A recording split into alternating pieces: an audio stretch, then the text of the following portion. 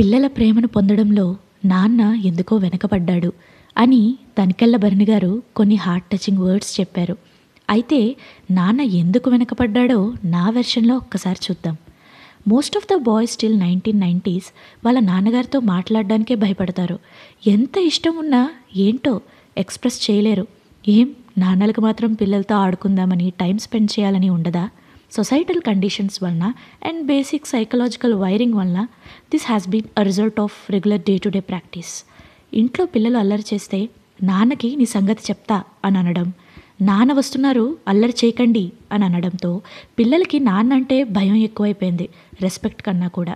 చాలామంది ఫాదర్స్ పని కోసం పిల్లలు లేచే ముందే బయటకు వెళ్ళిపోయి పాపం ఎప్పుడో లేట్గా వాళ్ళు పడుకున్నాక ఇంటికొస్తారు. ఇంకా పిల్లలకి నాన్న ఒక ప్రొవైడర్లా తప్ప అతని ప్రేమ ఎలా తెలుస్తుంది?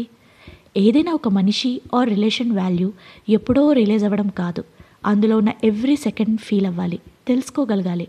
అలా అవ్వాలంటే communication is the only key, which unfortunately dad and son రిలేషన్లో ఎందుకో మిస్ అయింది. ఒకసారి కూర్చుని మాట్లాడండి. ఇలానే ఉండాలి, ఎమోషన్స్ని ఎక్స్ప్రెస్ చేయకూడదు అనే పిచ్చి పిచ్చి సొసైటల్ కండిషన్స్ని పక్కన పెట్టి ఒక్కసారి చూడండి, every child's first best friend వాళ్ళ నాన్నే అవుతాడు.